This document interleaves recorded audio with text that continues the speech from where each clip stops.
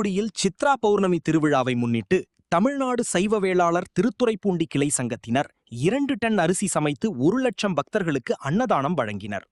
நாகப்பட்டினம் மாவட்டம் திருக்குவளை அருகே ஆதிபடை வீடு என்று அழைக்கப்படும் அருள்மிகு ஸ்ரீ சுப்பிரமணிய சுவாமி திருக்கோயிலில் சித்திரமாத திருவிழா நடைபெறுவதையொட்டு 30/4/2026 அன்று திருத்தேர் முக்கிய வீதிகளின் வழியாக வலம் வந்ததை முன்னிட்டு 1/5/2026 மற்றும் 2/5/2026 ஆகிய 3 தினங்களில் தமிழ்நாடு சைவ வேளாளர் சங்கம் சார்பில் 15வது ஆண்டாக 2 டன் அரிசி சமைத்து காலை, மதியம், இரவு என 72 மணி நேரம் இடைவிடாது 40 ஊழியர்களை வைத்து புளிசாதம், தயிர் சாதம், இனிப்பு பொங்கல், வெண்பொங்கல், வெஜிடபிள் சாதம் மற்றும் சுண்டல், நீர்மோர், இனிப்பு பானம் என வழங்கி 1 லட்சத்திற்கு மேலான பக்தர்களுக்கு 15வது ஆண்டு வெற்றிகரமாக எட்டுக்குடி முருகனின் அருளால் அன்னதானம் வழங்கி வருகின்றனர்.